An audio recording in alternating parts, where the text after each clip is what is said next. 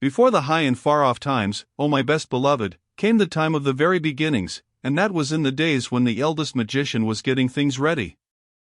First he got the earth ready, then he got the sea ready, and then he told all the animals that they could come out and play. And the animals said, O eldest magician, what shall we play at? And he said, I will show you. He took the elephant, all that elephant there was, and said, Play at being an elephant, and all that elephant there was played.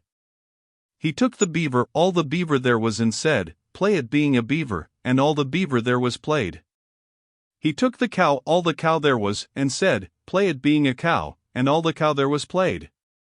He took the turtle, all the turtle there was, and said, Play at being a turtle, and all the turtle there was played. One by one he took all the beasts and birds and fishes and told them what to play at. But towards evening, when people and things grow restless and tired, there came up the man, with his own little girl-daughter? Yes, with his own best beloved little girl-daughter sitting upon his shoulder, and he said, What is this play, eldest magician? And the eldest magician said, Ho, son of Adam, this is the play of the very beginning, but you are too wise for this play. And the man saluted and said, Yes, I am too wise for this play, but see that you make all the animals obedient to me. Now, while the two were talking together, Pauama the crab, who was next in the game, scuttled off sideways and stepped into the sea, saying to himself, I will play my play alone in the deep waters, and I will never be obedient to this son of Adam. Nobody saw him go away except the little girl-daughter where she leaned on the man's shoulder. And the play went on till there were no more animals left without orders, and the eldest magician wiped the fine dust off his hands and walked about the world to see how the animals were playing. He went north, best beloved, and he found all that elephant there was digging with his tusks and stamping with his feet in the nice new clean earth that had been made ready for him. Kuan, said all that elephant there was, meaning, Is this right? Payakuan, said the eldest magician, meaning, That is quite right, and he breathed upon the great rocks and lumps of earth that all that elephant there was had thrown up, and they became the great Himalayan mountains, and you can look them out on the map. He went east, and he found all the cow there was feeding in the field that had been made ready for her, and she licked her tongue round a whole forest at a time, and swallowed it and sat down to chew her cud. Kuan, said all the cow there was. Payakuan, said the eldest magician, and he breathed upon the bare patch where she had eaten, and upon the place where she had sat down, and one became the great Indian desert, and the other became the desert of Sahara, and you can look them out on the map. He went west, and he found all the beaver there was making a beaver dam across the mouths of broad rivers that had been got ready for him. Kuan, said all the beaver there was. Payakuan, said the eldest magician, and he breathed upon the fallen trees and the still water, and they became the Everglades in Florida, and you may look them out on the map.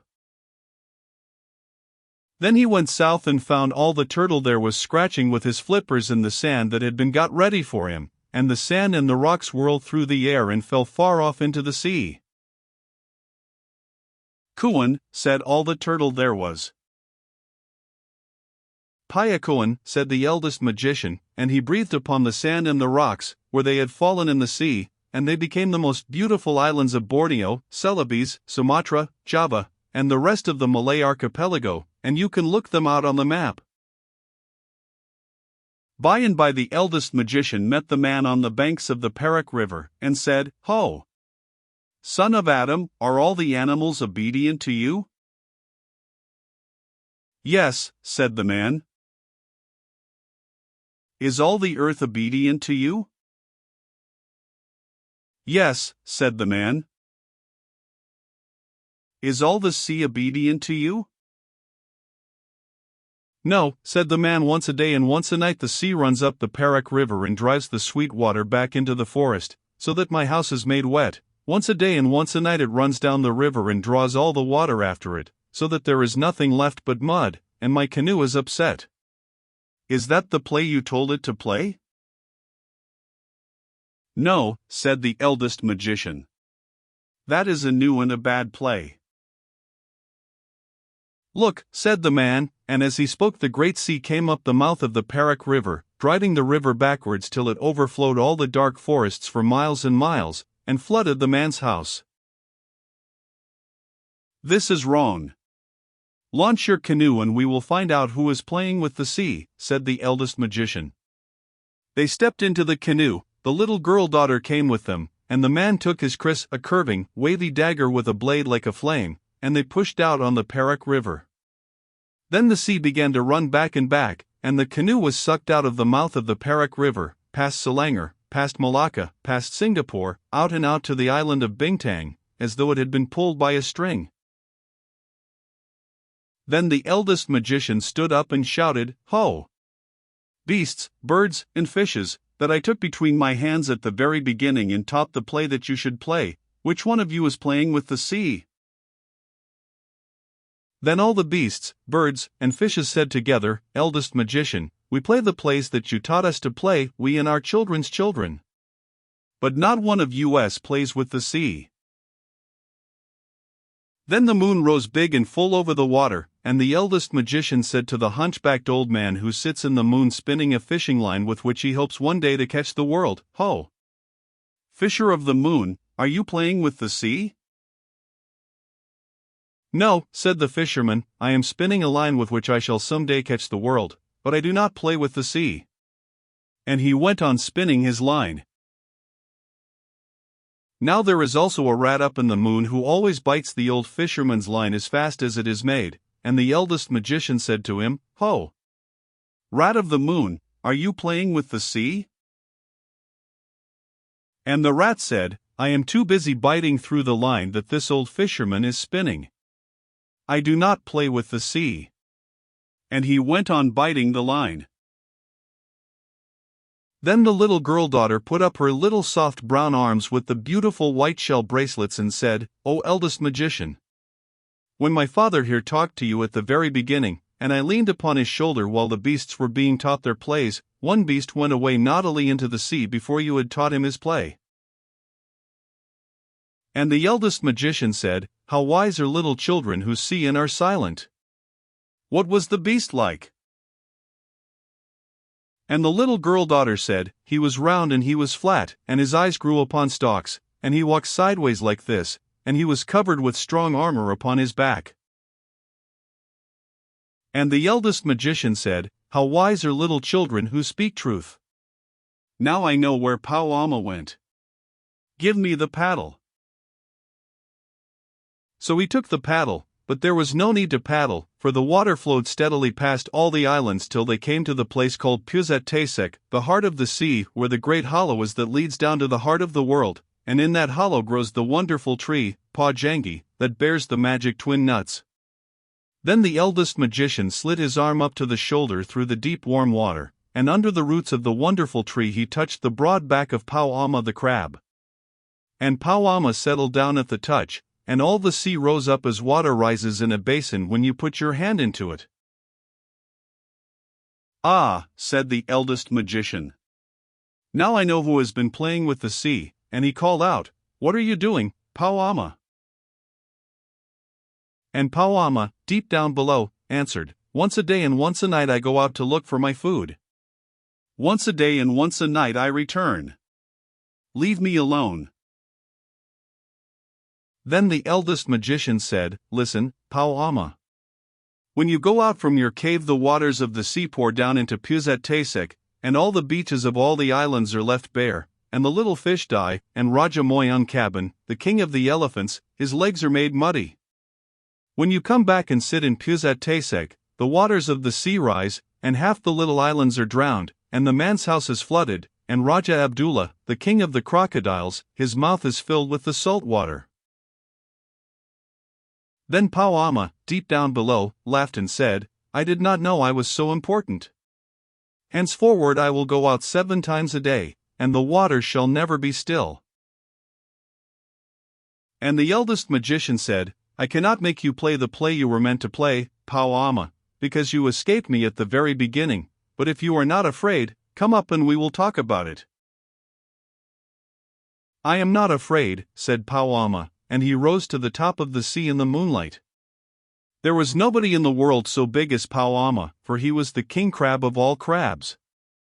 Not a common crab, but a king crab.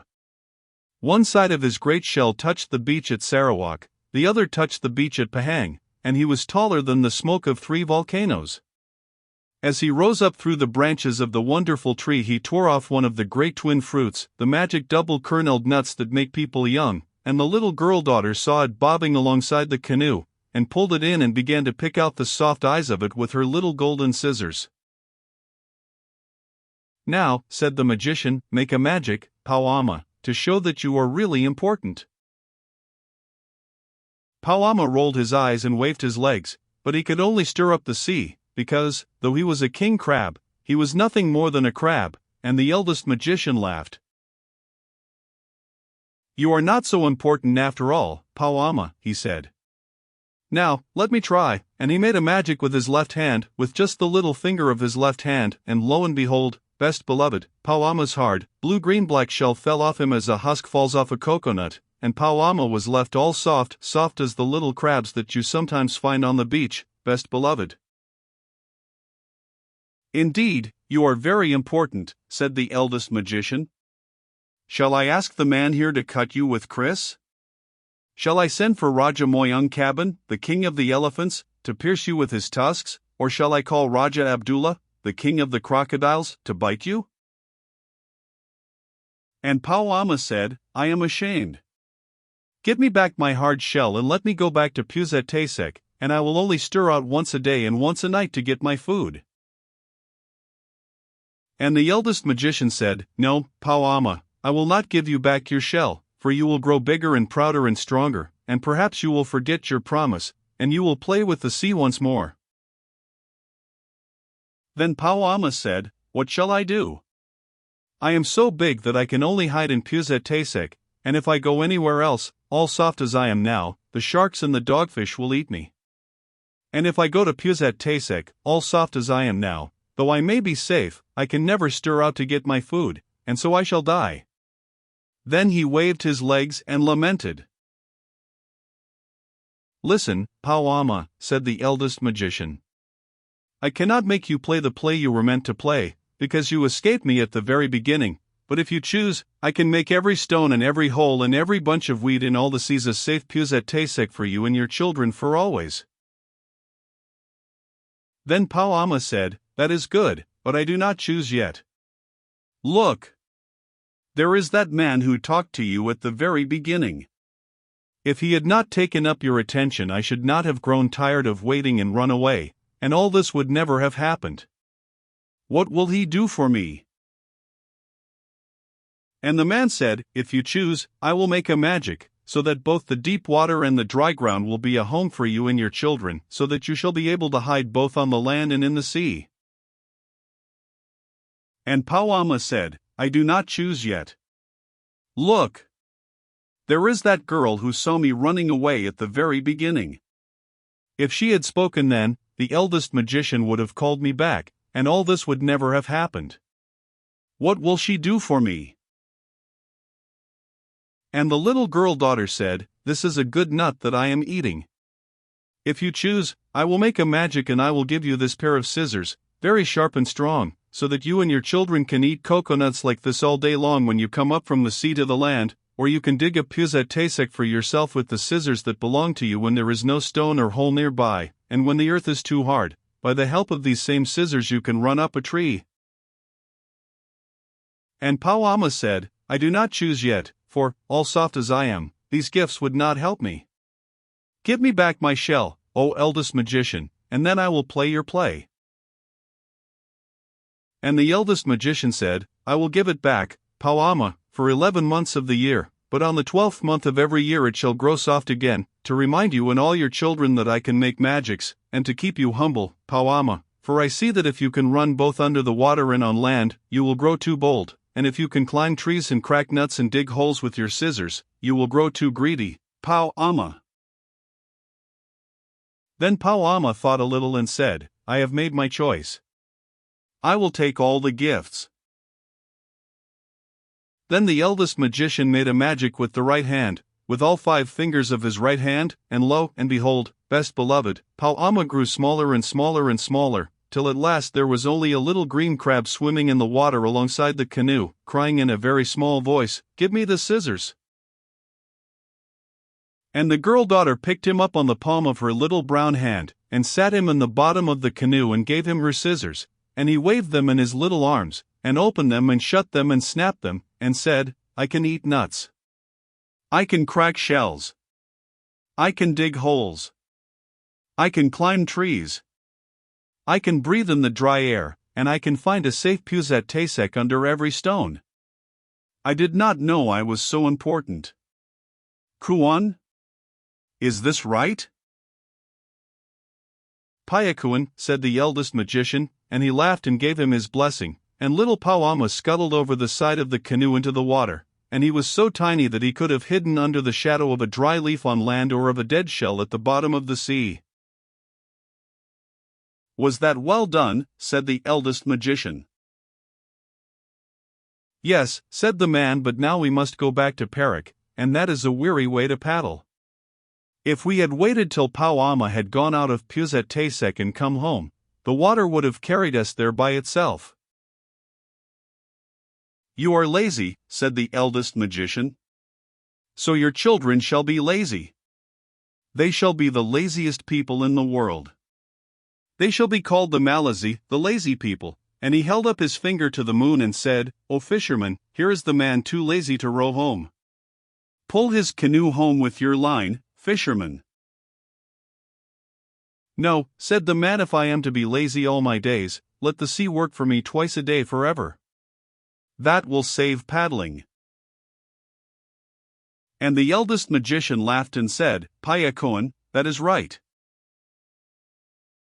And the rat of the moon stopped biting the line, and the fisherman let his line down till it touched the sea, and he pulled the whole deep sea along, past the island of Bintang, past Singapore, past Malacca, past Selangor, till the canoe whirled into the mouth of the Perak River again. "Kuan," said the fisherman of the moon. "Payakuan," said the eldest magician. "See now that you pull the sea twice a day and twice a night forever, so that the Malazi fisherman may be saved paddling. But be careful not to do it too hard, or I shall make a magic on you as I did to Pao Ama." Then they all went up the Perak River and went to bed, best beloved. Now listen and attend. From that day to this the moon has always pulled the sea up and down and made what we call the tides. Sometimes the fisher of the sea pulls a little too hard, and then we get spring tides, and sometimes he pulls a little too softly, and then we get what are called neap tides, but nearly always he is careful, because of the eldest magician. And Pao Ama? You can see when you go to the beach, how all Pao Ama's babies make little puisat for themselves under every stone and bunch of weed on the sands. You can see them waving their little scissors, and in some parts of the world they truly live on the dry land and run up the palm trees and eat coconuts, exactly as the girl-daughter promised. But once a year all Pao Amas must shake off their hard armor and be soft to remind them of what the eldest magician could do. And so it isn't fair to kill or hunt Pao Ama's babies just because old Pao Ama was stupidly rude a very long time ago. Oh yes. And Pao Ama's babies hate being taken out of their little puisat and brought home in pickle bottles. That is why they nip you with their scissors, and it serves you right. China going P's and O's pass Pao Ama's playground close, and his puisat lies near the track of most BDILS. UIK and NDL know Pao Ama's home as well as the fisher of the sea knows Ben's, Memes, and Rubatinos. But, and this is rather queer, A.T.LS cannot come here, and DOA must go round another way. Orient, Anchor, Bibby, Hall, never go that way at all. UCS would have a fit if it found itself on it. And if beavers took their cargoes to Penang instead of Lagos, or a fat Chassaville bore passengers to Singapore, or a White Star were to try a little trip to Surabaya, or a BSA went on past Natal to Cirebon, then great Mr. Lloyd's would come with a wire and drag them home. You'll know what my riddle means when you've eaten mangosteens. Or if you can't wait till then, ask them to let you have the outside page of the Times, turn over to page 2 where it is marked shipping on the top left hand, then take the atlas, and that is the finest picture book in the world, and see how the names of the places that the steamers go to fit into the names of the places on the map. Any steamer kiddie ought to be able to do that, but if you can't read, ask someone to show it you.